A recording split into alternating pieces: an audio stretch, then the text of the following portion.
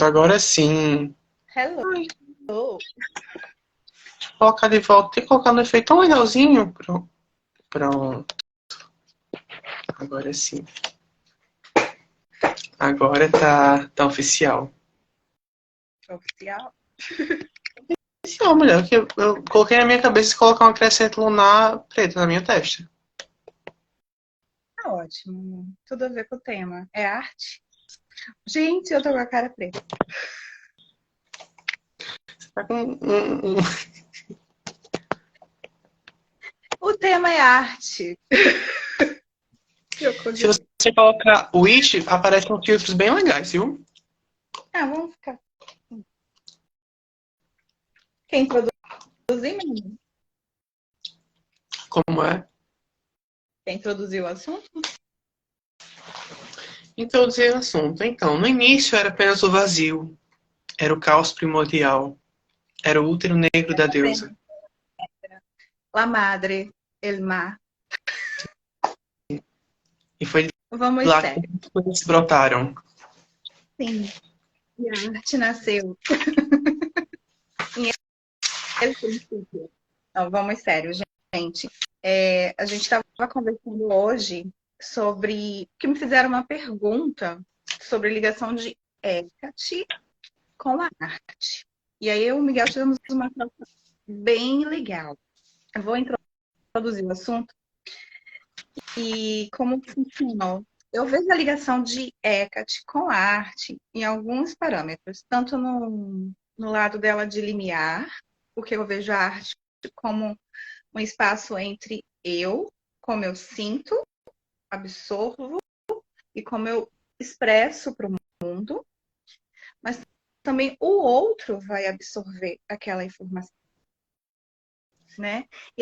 E é uma informação, a arte é informação, né? A gente que é pagão, quanto conteúdo a gente consegue das divindades que a gente cultua através da arte? Teogonia era cantada.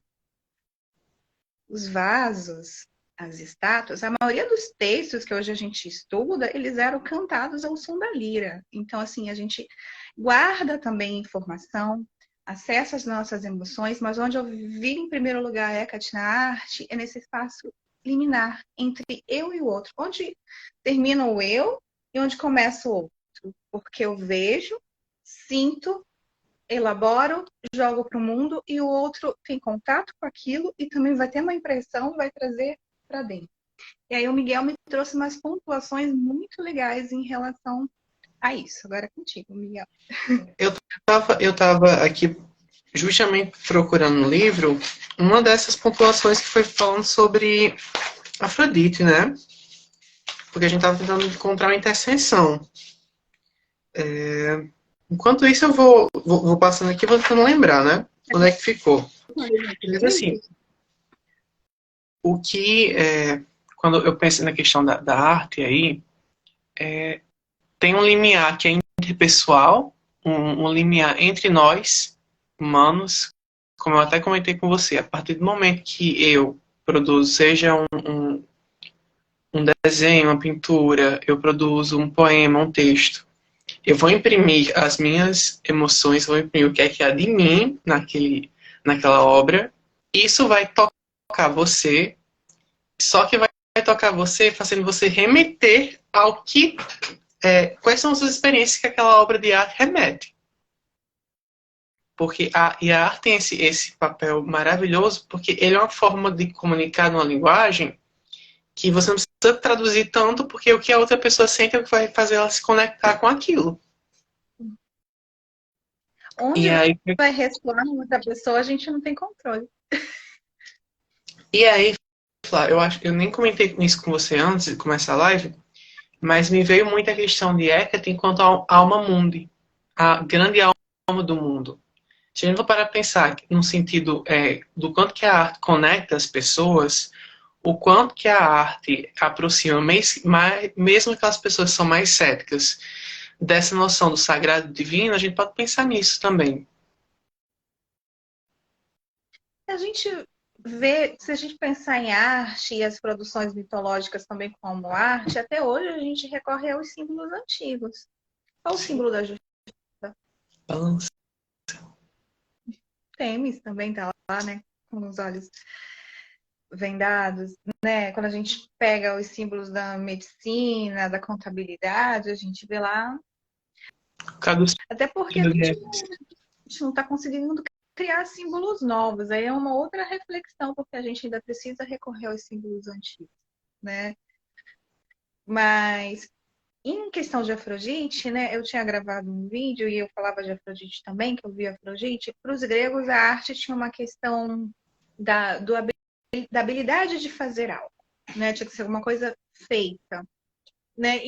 E ao pensar nisso e pensar em padrão de estética e beleza, aí já me vem Afrodite também num ponto ligado à arte. Apesar da gente ter questões sobre da arte ser bela ou a arte que choca, enfim, mas coisas feitas com capricho, com esmero, estão dentro da área de atuação também de Afrodite. Tanto que a questão dos artesanatos, das joias, e eu poderia até falar um assunto mais polêmico, que eu acho que ela sim se interessou por Hefestos, porque ele produzia coisas muito belas, né? Mas aí, se a gente põe em contexto grego, a gente tem que lembrar que o trabalho manual era considerado menor. Então, é normal que ele apareça de uma forma mais pejorativa, como falam dele, né? Mas tem todas essas questões, a arte, a beleza, a conexão com o outro. Então, eu vejo muito Hecate e vejo muito Afrodite nesse rolê artístico. Eu li uma vez, eu não vou lembrar, é algum site, eu não vou lembrar exatamente onde foi, mas uma analista junguiana, ela pegava, você falou sobre a festa, e eu acho que aqui cabe muito, que ela tentava analisar a simbologia do mito, das características de Hefesto. Então ele é dito enquanto que um deus que ou ele já nasceu deformado, ou que no mito em que ele é jogado bebê e através da queda ele fica deficiente em uma perna e também fica com aparência deformada. E aí a questão que a autora, essa junguiana, traz que eu achei brilhante, é que ela fala que o Hefesto ele trabalha em vulcões. A forja dele é em vulcões. Então, ele pega todo esse fogo e ele transforma, inclusive um fogo de sentimentos de rejeição dos pais dele, né? E ele transforma isso, ele consegue subliminar isso em criações bonitas. Então, a beleza de Hefesto, o artístico dele, é de pegar experiências feias, vamos colocar assim, experiências dolorosas, e canalizar isso em potencial criativo. Sim, ele ressignifica, né? Sim.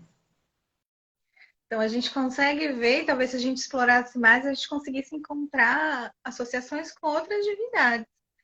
Sim. Até. Então a gente vê também o que você falou no áudio, né? Esse limiar entre o racional e o irracional, esse flerte que a arte faz. Até há pouco tempo eu li alguma coisa falando que os poetas também flertam com a loucura, mas eles têm passe de ida e volta. E como quem lida com magia também, a gente tem um pé na loucura, né? E a arte também flerta com essa dança de posições, né? É um jogo de posições para me lembrar tanto a questão de Foucault, de utopia, de um lugar que não existe, mas também a heterotopia, o lugar do outro, aquele outro lugar, né? Que tem muito a ver com mitologia. E por que não pensar que, assim, de criar realmente um lugar, o fazer a arte, né, se colocar aí, de se colocar, criar um lugar possível, e aí... Ele tá aqui soprando, não um encosto no meu ouvido. Lá pelas tantas, sinto uma presença aqui atrás de mim. Sinto a presença.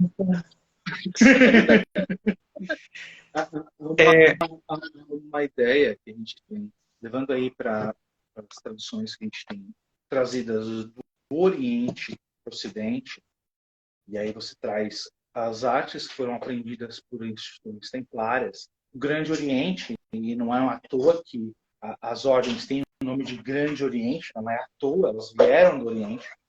E você tem uma visão interessante, porque a magia arcana, a alta magia, é chamada de uma forma muito singular nesse ponto, de a arte. Ela não é magia, ela é chamada de a arte. Ela é a grande arte. Fazer magia, fazer arte.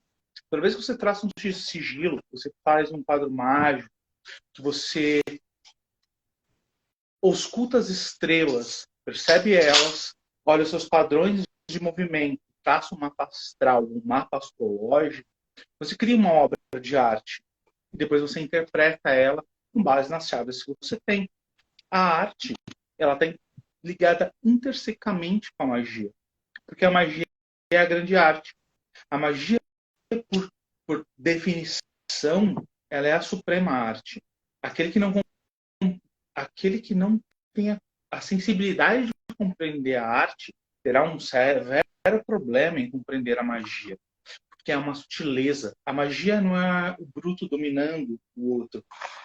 A magia é dominada sutil, o entremeio, aquilo que está de forma oculta, e você domina aqueles meandros, os meios dos caminhos, para de forma sutil direcionar ele, e não empurrar ele para o outro. Por isso que você vê Crowley definindo a magia como a arte de modificar as coisas. A magia é sempre arte.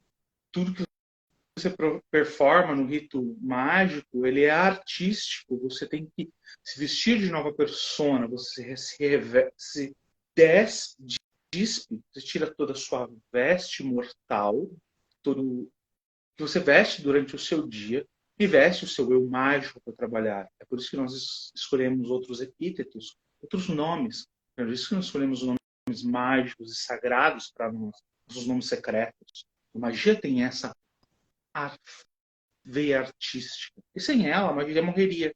Nós escondemos a magia dentro da arte, dentro de poemas. Há poetas antigos se esconderam e coagularam conhecimento dentro de suas poesias. E as chaves estão ali para aqueles que têm condição de ter a sensibilidade de ler a arte, interpretá-la. E ter a paciência também de trabalhar com ela. Não é uma coisa que você vai aprender durante um dia. O pintor demora anos treinando para poder pintar um quadro. É o mesmo processo do magista. Você demora anos treinando, aprendendo a ler o alfabeto do mundo, para assim só depois trabalhar com ele. Participação especial. Mais que especial. Olha aí. O trio colocando pra... Salve Kengarau. Salve. Salve. Um salve, Kengarau. Um salve. São artistas. Se não fosse, não estaríamos no caminho. Tem quando o Kalil fala isso, eu tenho uma questão que depois eu entendi que tem tudo a ver com a magia ser uma arte, que eu tenho uma questão com a estética. Seja com a forma como, por exemplo, se tem um altar, a questão as velas, as cores, a forma como estão ali os objetos dispostos. A Flávia já deve ter visto.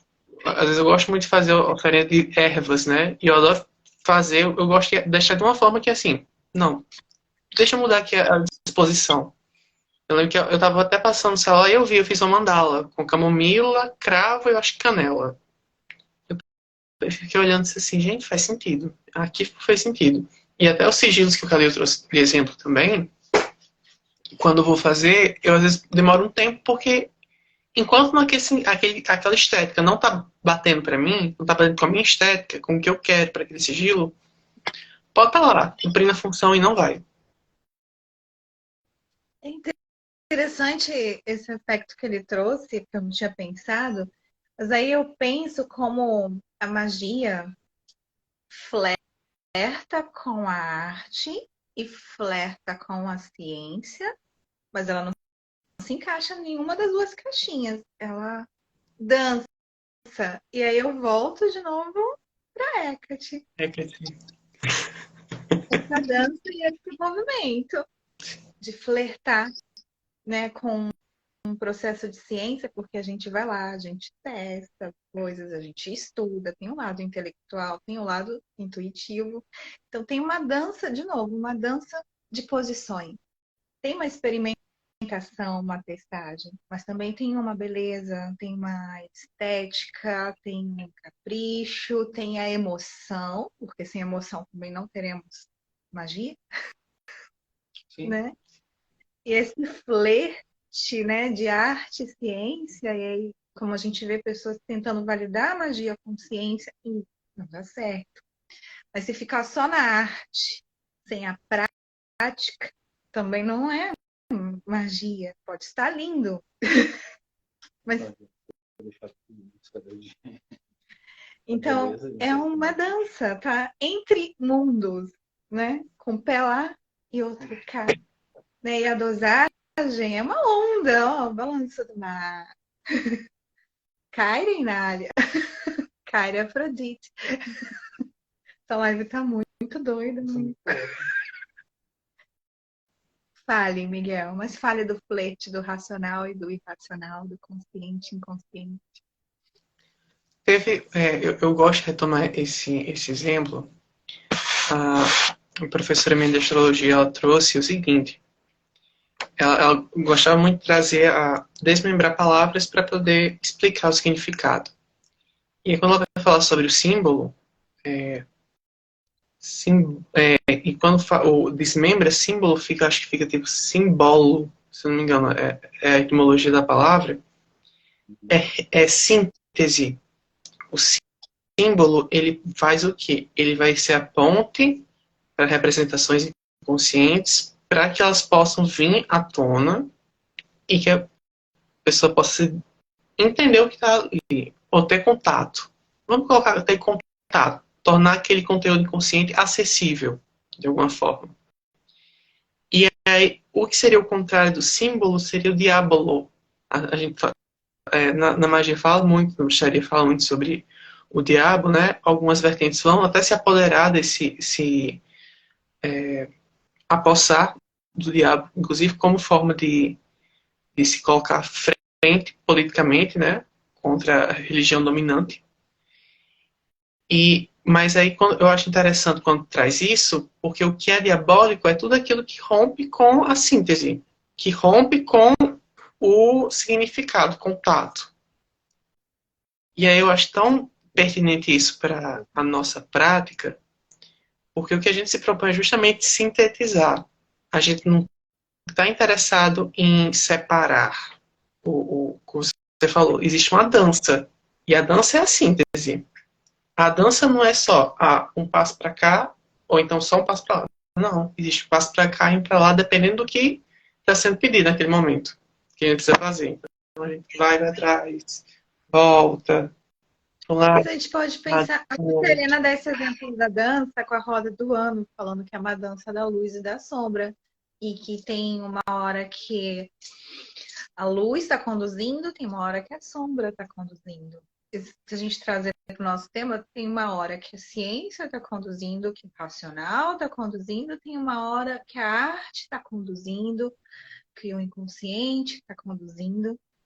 E a gente pensar na gente, na nossa experiência, quantos de nós chegou ao paganismo e às deidades de culto através de alguma obra artística que deu o clique?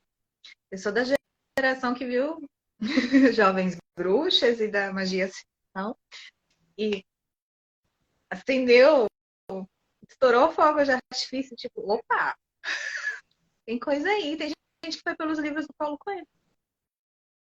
Sim. Brida. Se a gente pegar uma geração mais recente, teve o Mundo Sombrio de Sabrina. A gente pode ter uma geração, que foi provavelmente parte da geração também que eu participei, e encheu por Tolkien. O RPG. O RPG. Tolkien tem um ponto muito importante. A magia em Tolkien, em todos os seus livros, e ele vê a magia como veio do mundo. No princípio, a descrição dele, quando ele cria o mundo ali no Silmarillion, ele diz que Eru, que é o Uno e dele provém todas as coisas, dele verte todas as almas, ele cria uma canção. Seus filhos, os Valares, cantam junto com ele essa partitura que ele entrega para eles. Eu estou fazendo aqui uma boa redução de todo o trabalho para o Silmarillion, sintetizando o mais que eu posso. E todos os filhos cantam com ele. E desse canto, dessa música, nasce Varda, a Terra, o mundo existe, através da arte. E através da arte, através da música e da canção, existe o mundo. E é nesse momento os Valar têm chance de perscrutar o que vai acontecer pelo mundo. E Eru fala, desse momento em diante, que vocês cantaram, se tornará o que vai acontecer. E todas as vezes que Tolkien se refere à arte, a grande arte em seus livros é magia. Ele sempre conecta a arte. Os elfos são poderosos na arte. É porque os elfos são portadores da magia. Os Valar são senhores da arte. Os Valar são aqueles que, por meio de sua conexão com força primal, modificam o mundo à sua imagem e semelhança e assim trazem para os filhos de Ilúvatar uma existência. É a arte. E tem um personagem que enfrenta um grande inimigo, que é o Morgoth. E eles falam que esse elfo era tão poderoso na arte que a canção dele, que a arte dele era tão forte, que ele pôde fazer frente ao grande mal. É a arte que está ali, porque a arte ela passa por todos os entremeios do mundo. E uma das divindades lá que você pode relacionar, talvez ela Poseidon ou a Pontus para um titã, é Humo, o Senhor dos Mares. Ele foi aquele que nunca abandonou nenhum dos filhos de Ilúvatar, nenhum dos elfos nem os humanos. Ele andava em todos os rios, em todos os mares, e ele trazia sonhos proféticos. E através da arte dele, através da sutileza dele, o sutil para dominar o macro, o sutil para dominar a matéria, ele trouxe salvação para Varda, para a Terra. Através da arte, eles fizeram isso. Então, quando nós que já temos um certo arcabouço no mundo arcano e na magia, nós lemos certas entrelinhas, nós poderemos perceber como a arte trabalha. A arte é um meio para trabalhar a magia. Um bom poema, um poema escrito com coração, um poema escrito com sentimentos, ele passa parte da sua magia. Só falar, poxa, tem muito rito mágico que ele é poético, ele rima. Ele é feito propositalmente para isso, porque ele cria um sentimento em você. Toda vez que você assiste uma tragédia grega, você assiste um teatro, um musical, ele traz muitas emoções. Toda vez que você escuta uma música, ela há uma relação com o que você vibra e sente. E assim a magia trabalha no sutil, nos meandros, nos pequenos meandros. Você não vai sair por aí tacando uma bola de fogo, mas não. Você vai aprender a trabalhar o seu próprio ser. Às vezes dá vontade de tacar bola de fogo. Mas dá muita vontade de tacar uma bola de fogo. No tio da Campari? Aquele aí da Campari. Nem falo. Ok, não vai entrar nesse assunto. Não é o tema da live. Mas vai, Miguel. Antes que eu taque bola de fogo na Campari. Flávia, eu queria que você comentasse, você que é praticamente uma sacerdotisa das águas, que você comentasse o que o Calil acabou de falar, que justamente o Senhor que é gerador da vida, que tem as profecias, ele anda por lençóis de água. Eu queria que você falasse um pouco sobre isso. Mas assim, sem uma onda agora, eu queria só acrescentar o que me veio. E a onda. Que a gente comentou já que a Afrodite, ela é a senhora, apontada como senhora dos oráculos, né? E o que me chama a atenção é justamente que ela é também conhecida como mãe do Mediterrâneo. Ela é uma senhora do mar. Então, mais uma vez, e aí pega o quê? As artes divinatórias. Os oráculos também são formas de arte. Totalmente, porque eles vão lidar com o nosso lúdico, com o nosso inconsciente. Eles têm que ser atrativos, eles são encantadores, né? E a própria questão do sonhar que ele trouxe também é um oráculo. E na hora que ele falou do sonhar, desculpa até saindo um pouco do que você falou, mas depois eu volto, me lembrou bruxaria apocalíptica, obviamente. Ele fala da nossa sociedade com a dificuldade até de sonhar, né? De quando você pergunta um hobby, a pessoa não tem hobby porque ela tá tão cansada que quer dormir. O hobby é dormir. Quantas vezes a gente já escutou isso? Sim. Né? A gente vive sob o imperativo do produza, né? Produza, sonhar, produza. se a gente pensar no sonhar, ele é tanto uma forma do seu inconsciente se comunicar com você, é um processo de higiene também do seu corpo e uma forma de conexão. E a arte também traz encantamento, que tem muito a ver com a água e com a Afrodite. O se encantar, o seduzir. A arte nos seduz, nos encanta. E as deusas nos seduzem. O divino, a gente tem esse peso cristão, né? Que fala de seduzir as pessoas. Mas assim, por que o divino não pode nos seduzir? Nos atrair? Nos puxar para ele, nos unir? É porque quando você fala isso, Flá, o que me vem é porque a gente tá muito acostumado com o divino. Castrador. Oi? Um divino castrador, né? Deus do porrete. Sim, castrador e muito embalado em formato, entendeu? Como se não, a gente não pudesse entrar em contato com o divino que fugisse dessa forma. Te encanta. Tipo, se eu quiser sair de Hecate e Afrodite, eu posso falar de Krishna. Krishna é o mais sedutor dos sedutores, mais sedutor que o próprio Cupido. Krishna seduz totalmente o devoto, né? Tudo dele é um néctar. Ó, eu vou ficando feliz aqui, daqui a pouco eu tô dançando. Hare Krishna. Né? Então, essa dificuldade de entender que a divindade não tem que ter o peso só de punição, mas que ela te seduz, que ela te encanta e que a vida fica mais bonita apesar de todos os problemas. Quando você está conectado, ressoando com essa energia. Miguel está tão lindo falando em sedução. Mas há uma visão muito forte. Há uma visão muito forte no quesito de quando você fala de qualquer divindade, e parece que ela é só primitiva. E isso, se fizermos um materialismo histórico, você vai pegar isso em religiões extremamente patriarcais e religiões extremamente dominadoras de impor suas próprias vontades. Você tem isso ali em períodos anterior à Babilônia e junto ali à Babilônia, os sírios babilônicos, e eles impõem certa divindade. O judaísmo vem com isso. E aí você tem toda a raiz cristã, o cristianismo, o catolicismo, que é um Deus castrador. Ele, ou você ama ele, ou você adora ele. Há uma proibição nos textos cristãos, não preste ou não renda graças a outros deuses. E só a mim, eu sou um egoísta, não posso permitir que você renda graças a outros deuses. Eles existem, não há uma descrição na Bíblia e nos livros originais para não existem outros deuses, mas há uma proibição de não adore outros deuses. É bem essa. Bom, não adore Dagon, não adore...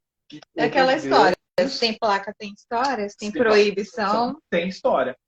E aí, vem isso. E aí, quando você vai procurar os deuses do paganismo, e principalmente quando a gente tem toda a reconstrução pagã, né, tirando a nossa história pagã de divindades, e ela é bem complexa em alguns pontos, não vamos abordar isso que é gigantesco, mas há uma reconstrução, e nessa reconstrução nós podemos trabalhar egrégoras muito diferentes de períodos históricos, vamos dizer assim. Eu posso trabalhar o período histórico greco-romano junto com o hinduísmo. Não há uma proibição que você trabalhe isso.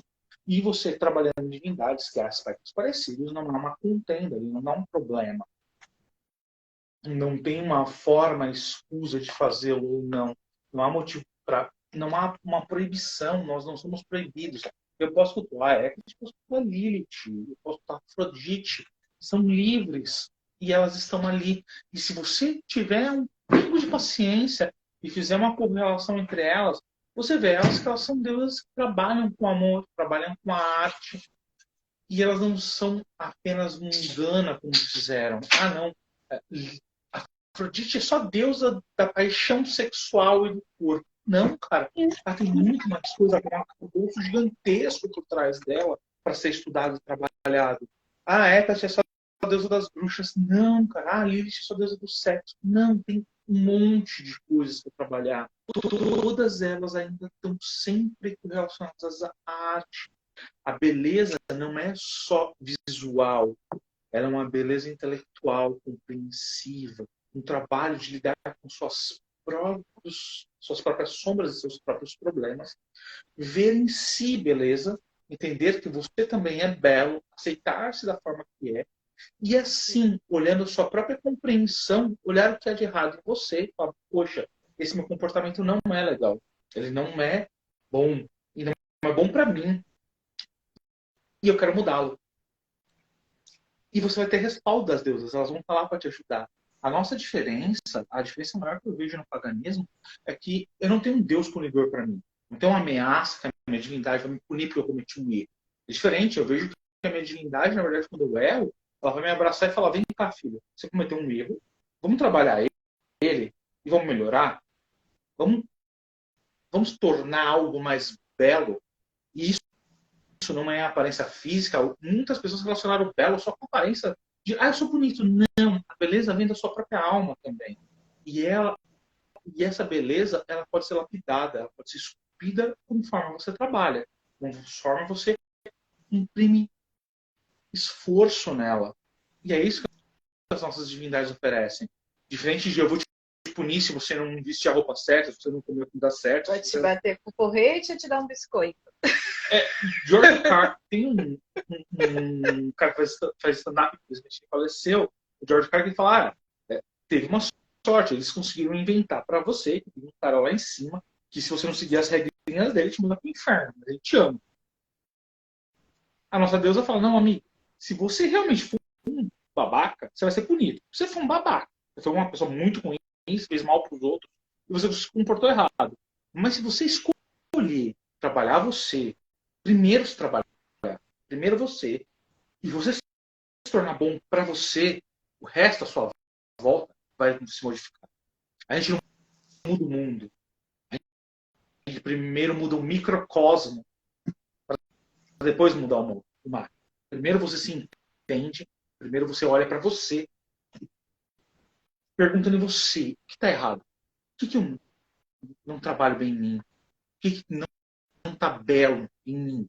E depois, quando você melhora ele, todo o resto da sua volta vai se tornar arte. Essa é a ideia. A tragédia grega traz isso, a poesia traz isso, a música traz isso. São ferramentas muito fortes. Por que as pessoas choram música? Ela mexe em algo que a gente não queria mexer. É algo que a gente quer deixar escondido, mas ela traz emoção. A emoção precisa ser trabalhada. A gente chegou numa geração que escolheu não amar. A gente chegou numa geração que escolheu esconder seus sentimentos e não trabalhá-los. Isso só gera uma carretada de problemas psicológicos e a pessoa só vai se corrompendo aos pedaços. A gente presencia essa geração, que é a geração que meio que vive um paradoxo, né? Ao mesmo tempo que é uma geração que se mostra muito nas redes sociais, é uma geração que tem pouco contato consigo mesmo e principalmente tem uma evitação de entrar em contato com suas dores, né? Suas questões de autoimagem, de autoestima. O que me vem muitas vezes é que se passa o seguinte: eu vou me colocar nas redes sociais e isso vai ser suficiente para construir uma autoestima segura, sólida. Só que é um espaço que é muito líquido, é muito instável. Então, qualquer golpe É muito forte. é um castelo de cartas que cai. Não sopra o suficiente para fazer um castelo de areia. Isso tudo me lembrou nossas conversas sobre os espelhos, os ABB, de Eu estava Oxum e pensando Iemanjá. sobre isso. Quer falar? Fala. Fala. Quando eu penso na BB, eu penso em Iemanjá e penso em Oxum, em ambas, né? Mas especificamente Oxum, até pelo texto que eu acho que foi você que enviou. Por que se fala tanto que como a Oxum é retratada muito vaidosa, cheia de joias, né? E as pessoas às vezes levam isso para... Esquece que a gente está falando da divindade, que é uma representação simbólica, que isso não fala uma vaidade superficial, tipo assim, eu vou usar só gesso para ficar bonito. Não! Oxum, ela traz justamente algo que muitas pessoas carecem, que é esse amor próprio. Tem uma frase que diz assim, antes de dar de banhar seus filhos, Oxum lava as suas joias. E não está falando, ela não se importa com os filhos. Não, não é isso não. Ela está falando que antes de poder doar-se para as outras pessoas, o primeiro passo que ela faz é olhar para si. Eu lembro, isso me vem muito o exemplo da máscara de oxigênio do avião. Antes de tentar salvar uma pessoa, coloque máscara de oxigênio em você, porque senão você pode morrer e a outra pessoa também. Então, aí, assim, se você falar de Oxum, vai me lembrar Afrodite, mas vai lembrar essa coisa do autorreconhecimento e, de novo, uma nova dança. Essa dança de você saber seu valor, se autovalorizar e do respeito ao outro. E a gente vê essa dança. E aí, falando de Iemanjá e Oxum, que Iemanjá também tem o seu espelho, e a água é espelho. As sereias. Tinha que falar das sereias. Falar de Afrodite, Hecate, Iemanjá, Oxum e não falar de sereias não é possível. Mas também outros seres que são considerados, foram até considerados como advertência de vaidade, sempre portando espelhos, pentes.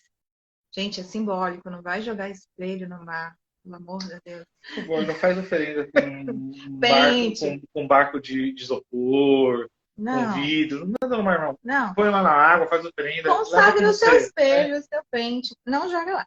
Mas, enfim, de novo, as sereias foram muito usadas em representações dentro de igrejas, catedrais, como advertência contra a vaidade. Mas elas são usadas em portos sempre como receptoras e protetoras dos lugares, porque são elas que garantem a boa chegada dos marinheiros. As sereias, pelo menos até onde eu consegui buscar,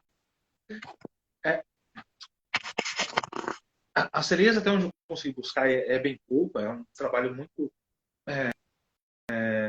novo mesmo. Todas as relações que eu tenho, que a Flávia trouxe algumas, elas estão em alguns lugares e são portos muito antigos. Você vai achar alguns na Noruega, que eram grandes navegadores, e as sereias estão em portos.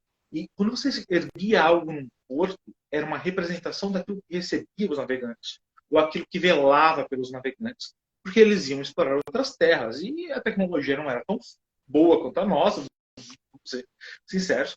Então, quando o viajante partia, ele via uma sereia partindo. Então, era ela que estava olhando para ele, dizendo boa sorte, navegante. Boa sorte, viajante. Volte para casa. E quando ele voltava, a primeira imagem, a grande primeira imagem que ele via era uma sereia, recebendo ele de volta em casa. Era ela que zelava pela partida e pela volta dele. Era a água do mar. O mar era algo sagrado para eles, tanto quanto pescadores quanto aventureiros. Elas estavam inseridas ali. E aí você vê a nova religião que tomou o lugar como colonizadores demonizar o projeto, demonizar aquela criatura e transformar ela como uma pura e única vaidade de aparência. E há um preceito de os líderes serem sempre homens, e isso se a gente trouxer para a nossa correlação social hoje em dia, há um medo imenso que a mulher tenha sua liberdade, seu poder de tomar decisões e seus espaços, sem que outros homens decidam. E tudo que elas fazem é vaidade. A mulher se... Útil. A mulher é fútil. E é a ideia que eu volto quando eu conheci a Afrodite. Quando eu conheci a Afrodite, ela era a deusa mais fútil do Olimpo. E foi isso que eu aprendi durante muito tempo. E dentro da bruxaria, dentro da magia, que a Afrodite era uma deusa fútil. Que ela era só a deusa do prazer carnal e da beleza carnal. E acabou. Tipo, ela não era deusa simplesmente além de ser deusa do amor.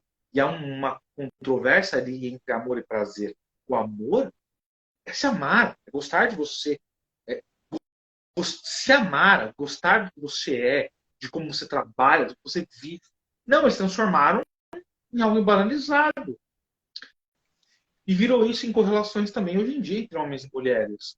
Os caras querem que as mulheres sejam objetos. A mulher ainda é um objeto de conquista. É só um bibelô para estar ali. E não pode ser isso. E quando você fala, eu e a Flávia, a gente já falou isso, com relação às sereias, mas também trazendo para o que tu falou agora, Calil.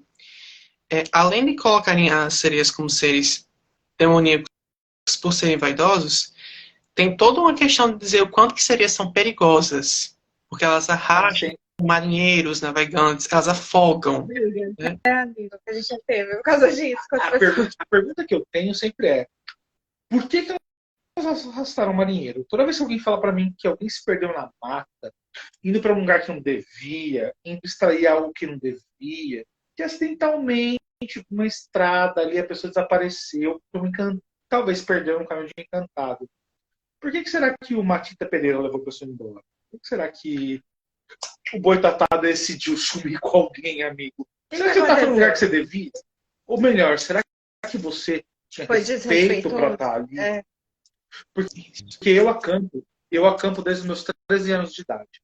E eu acampei em mata fechada, tive chance de acampar no Amazonas, tive chance de acampar na serra que a gente tem de Mata Atlântica, e eu nunca me perdi.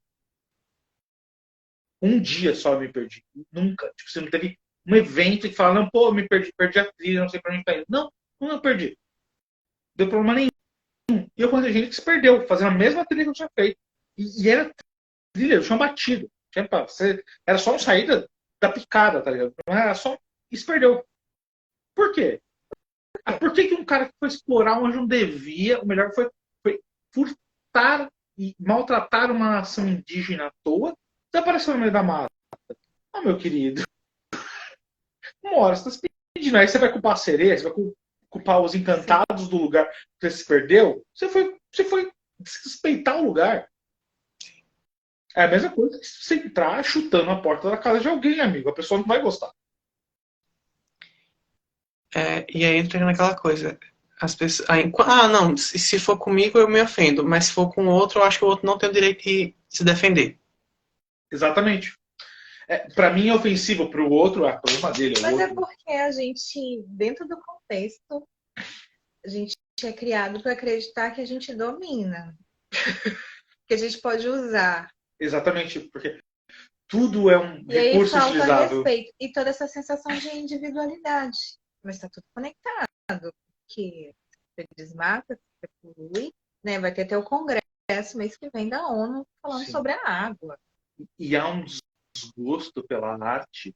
Foi criada na sociedade um desprezo pelo artista. O último governo atacou o quê? Professores e artistas. Por que será?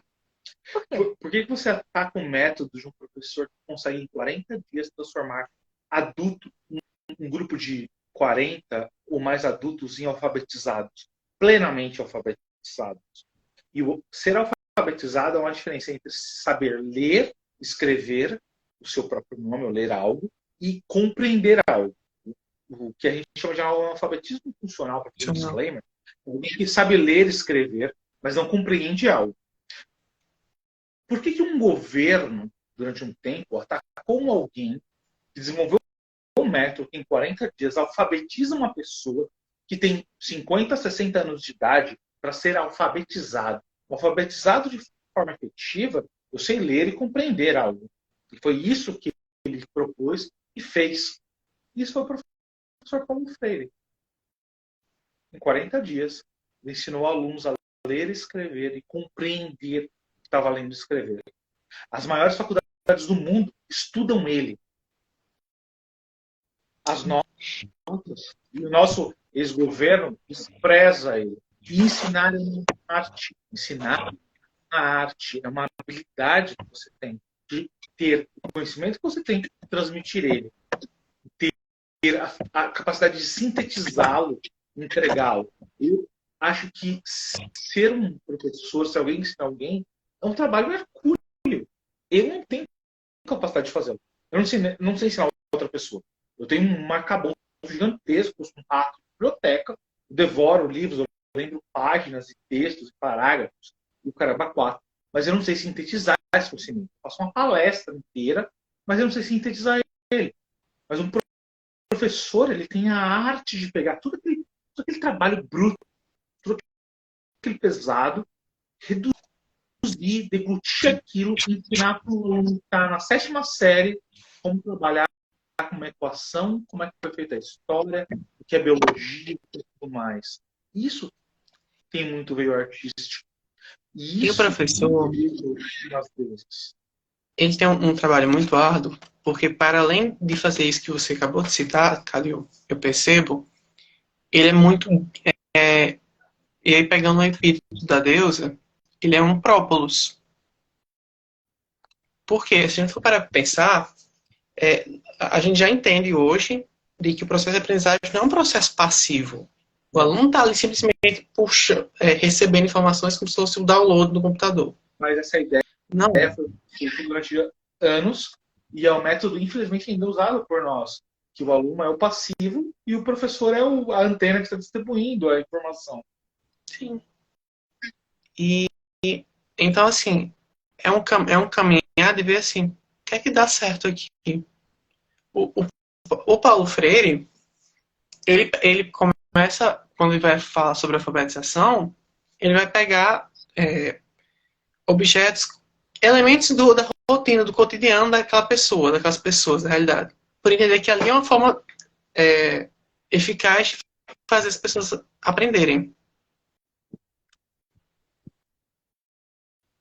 Sim.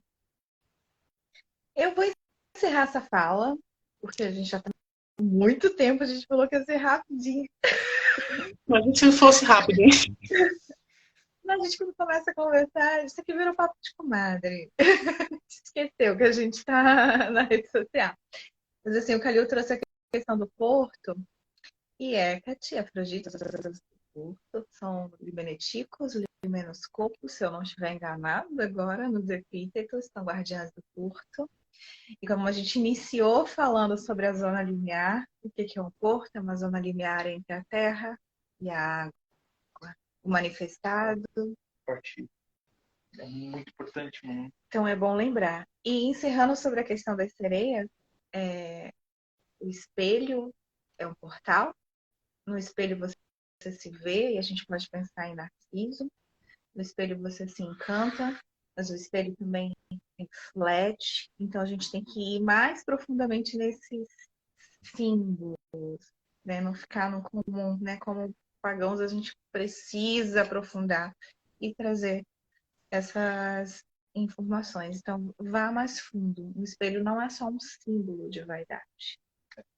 Não seja faixa branca de mil estilos. E a maioria dos seres da água tem um encantamento com a água e com a lua. O que é mergulhar na água? Se apaixonar pela lua, se apaixonar pelo seu inconsciente. Se a gente pensar, a gente pode achar outro significado, mas começando, a gente começaria por aí. Não adentre muito na lua, não, porque próxima semana tem live sobre isso. Vamos falar, já tô te dando a deixa. Eu vou tentar estar aqui para participar. Próxima semana, no canal Caminhos Acatinos, quase que eu esqueço o nome. Vai ter live, eu e Aldine, dia 10, falando sobre deuses lunares. Então, claro que a gente vai falar sobre representações da Lua, qual é a magia da Lua, quais são as diferentes representações da Lua nas suas fases, como são as divindades lunares, e claro, Mamãe Hecate no meio de tudo isso. Sempre. Água e lua, meu bem. Não teria como falar. Não tem como, né? E a minha última mensagem é, como a gente falou de arte, o tema arte, é o se encantar. O se encantar não é não ver aquela positividade tóxica que não vê problema. Mas ainda, apesar de conseguir se encantar, conseguir ver beleza, ter prazer em estar vivo, mas a frase que eu sempre repito, grata sim, conformada nunca. E aí com as asas de Afrodite, asas de Lilith, batendo aqui. Então a gente é grato, agradecemos todos os dias, o novo amanhecer é a Cateriginéia, mas conformados jamais. Queremos mais. rumo à plenitude. E acabei por aqui. Você quer falar alguma coisa? A única coisa que eu posso falar é, gente, leiam poemas, vejam arte e divirtam-se, emocionem-se. Aprendam com a arte que a emoção é algo importantíssimo para nós. Não há problema se sentir triste. Façam arte, meus Deus. Não há problema se sentir triste, não há problema se sentir feliz. Sintam essas emoções, vivam nelas, permitam que elas passem por vocês e aprendam com elas. Tragam lições que cada uma dessas emoções tem para te servir. A tristeza tem uma função e ela é de contemplação. E a alegria, ele é o pagamento, o soldo de todo o processo que você viveu. Sinta ele, agradeça a ele e no dia seguinte continue trabalhando. A Luna também quer participar, né, gente? Luna quer deixar uma mensagem. Luna. Falou de Lua, né, minha querida? Luna se manifestou. Salve Eka, salve Lilith, salve Afrodite, salve Tiamat, minhas duas guardiãs. Salve sereias. Salve sereias, que lá está no meu bom quadrante, não posso reclamar. A gente tá entregando muito aqui. Miguel, a palavra é sua. Manda, meu gato. Cari Hecate, Cari Afrodite, Ave Lilith, Regina. Salve nossa rainha. Salve as divindades do mar. E para não ficar tão repetitivo, eu acho importante, eu vou trazer essa, que a gente se atente para as nossas águas. A gente se permita fluir. A gente perceba em que momento a gente fica estagnado. O que a gente pode fazer para permitir que nossas águas fluam. A gente flua internamente, flua em direção ao mundo. A gente pode se nutrir. E é isso. Sim. Tchau, tchau. Ai, te amo. Gostou?